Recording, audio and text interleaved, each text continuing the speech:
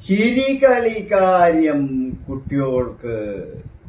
കൂട്ടുകാരെ, നാളത്തെ നേതാക്കളാണ് നിങ്ങൾ. നിങ്ങൾക്ക് കഥയും വേണം, കവിതയും വേണം. അപ്പോ ഒരു കാര്യം നിങ്ങൾക്കറിയാലോ, ഒഴിവുകാലം അവസാനിക്കാറായി. ഇനി കളിച്ചിരി കാര്യം കുട്ടികൾക്ക്. ഒന്നു ചിരിക്കുവിൻ കൂട്ടുകാരെ, നമ്മളൊന്നായി ചിരിക്കുവിൻ കൂട്ടുകാരെ. നന്നായി ചിരിക്കണമെങ്കിൽ നിങ്ങൾ കളിക്കണം നന്നായിട്ട്. നമ്മൾ കളിക്കണം കൂട്ടുകാരെ, നമ്മളൊന്നായി കളിക്കണം കൂട്ടുകാരെ. ഒരു കാര്യം ഓർക്കണേ, കളി കളി കളി കളി കളിയിൽ കളിതോ, കളിയിൽ നിന്നേ കാര്യങ്ങൾ. അതെ, ചിരികളി കാര്യം കുട്ടികൾക്ക്, കഥയും കവിതയും എല്ലാവർക്കും. കൂട്ടുകാരെ, ദാസമ്മാവൻ എഴുതിയ 101 പ്രിയ ബാലകഥകൾ ബാലസാഹിത്യ ഇൻസ്റ്റിറ്റ്യൂട്ട് പ്രസിദ്ധീകരിച്ചതാണ് കേട്ടോ. അതിലെ ഒരു കഥയാണ് ഞാൻ നിങ്ങൾക്ക് പറഞ്ഞു തരുന്നത്. മീനക്കാലം വന്നു, നാടാകെ വരണ്ടുണങ്ങി, ജീവജാലങ്ങൾ പൊരികൊണ്ടു.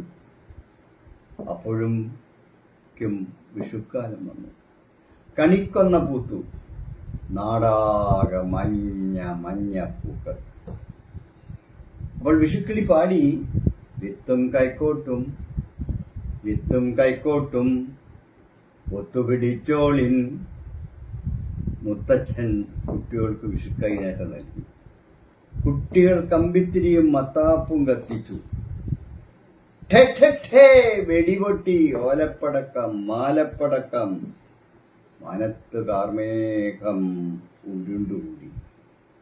ഇടിവെട്മിന്നി, കാറ്റടിച്ചു, കർക്കോം ധീം. പിറ്റേന്ന് നേരം പുലർന്നപ്പോൾ മണ്ണിന്റെ മാറു പിളർന്നൊരു ചെടി തലനീട്ടി. മനോഹരമായ പൂവിരിഞ്ഞു, ചുവന്ന പൂക്കൾ, മെയ് പുഷ്പങ്ങൾ. തൊട്ടടുത്ത് തല നിറയെ വെള്ളപ്പൂക്കളുള്ള നന്ദ്യാർവട്ടം. 2 ചെടികളും പരസ്പരം നോക്കി. അവർ സ്നേഹിച്ചു, കെട്ടിപ്പിടിച്ചു. നന്ദ്യാർവട്ടം പറഞ്ഞു, ഇന്നലെ വരെ നീയില്ലായിരുന്നു, ഞാൻ ഒറ്റയ്ക്കായിരുന്നു, സഹിക്കവയ്യാത്ത ചൂട്. അപ്പോൾ മഴ സഹായിച്ചു. നമുക്ക് കൂട്ടുകാരാകാം നന്ദ്യാർവട്ടമേ, മെയ് ഫ്ലവർ പറഞ്ഞു. നിന്റെ ചിരി കാണാൻ എന്ത് രസം, എന്തു വെളുപ്പം. അവർ കൂട്ടിയുരുമ്മിച്ചിരിച്ചു. കൂട്ടുകാരെ, ദാ ഒഴിവുകാലം പെട്ടെന്ന് കടന്നുപോയി. വിദ്യാലയങ്ങൾ ഉടൻ തുറക്കും. കുട്ടികൾക്കും മാഷന്മാർക്കും അച്ഛനമ്മമാർക്കും ആഘോഷമാണ്, സന്തോഷമാണ്. എന്താ, കഥ ഇഷ്ടായോ? കഥ ഇഷ്ടായെങ്കിൽ നിങ്ങൾ അത് എഴുതി അറിയിക്കണേ. നന്ദി.